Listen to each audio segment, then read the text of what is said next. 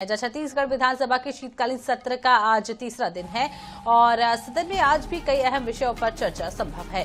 आपको बता दें, डिप्टी सीएम अरुण साव, मंत्री रघुराम वर्मा के विभागों पर प्रश्न मंत्री दयालदास बघेल, राजेश अग्रवाल, श्यामबाई जायसवाल भी देंगे जवाब।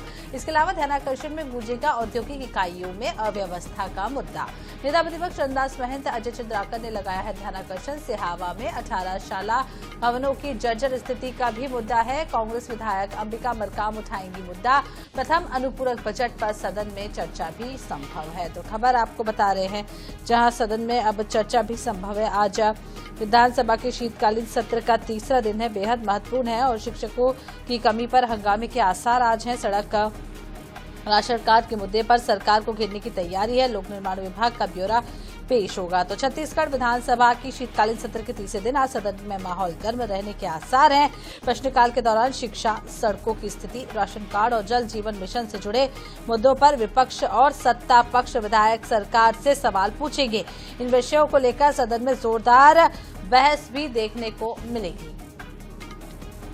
विशेष संवाददाता गौरव शर्मा ज्यादा जानकारी के लिए हमारे साथ जुड़ चुके हैं। गौरव जी, जिस तरीके से हमने कल देखा, कल भी कई सारे महत्वपूर्ण विषयों पर चर्चा हुई थी, आज तीसरा दिन है, आज क्या कुछ खास रहेगा?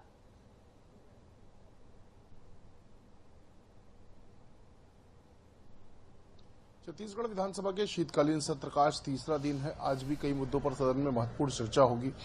आज प्रश्नकाल की अगर बात की जाए तो उप मुख्यमंत्री अरुण साव, मंत्री टंकराम वर्मा, दयालदास बघेल, राजेश अग्रवाल और श्यामबाई जायसवाल के विभागों से जुड़े प्रश्न पूछे जाएंगे।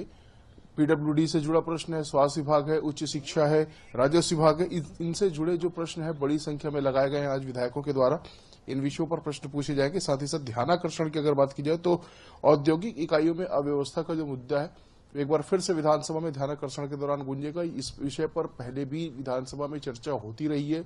औद्योगिक इकाइयों में अव्यवस्था का सीधे जो संबंध है वो लोगों के जनजीवन से होता है और लगातार इसे लेकर जो शिकायतें हैं वो विधानसभा में आ रही। तो एक बार फिर आज इस विषय पर ध्यानाकर्षण लगाया गया। नेता प्रतिपक्ष डॉक्टर चरणदास महंत और भारतीय जनता पार्टी के विधायक अजय चंद्राकर ने इस पर ध्यानाकर्षण लगाया। तो इस विषय पर चर्चा होगी।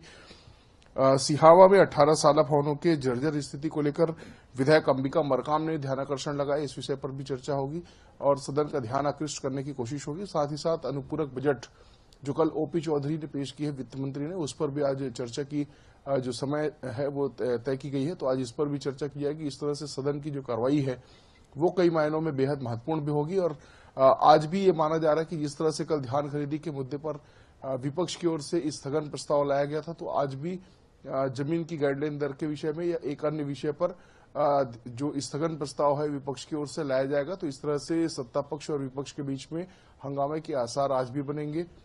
विपक्ष की लगातार ये मांग है कि विभिन्न विषयों पर जो महत्वपूर्ण विषय प्रदेश के ज्वलन सदन के भीतर काम रोककर चर्चा कराई है, तो स्थगन प्रस्ताव जो है वो विपक्ष की ओर से हर दिन लाने की रणनीति के तहत आज भी एक विषय पर स्थगन प्रस्ताव लाया जाएगा।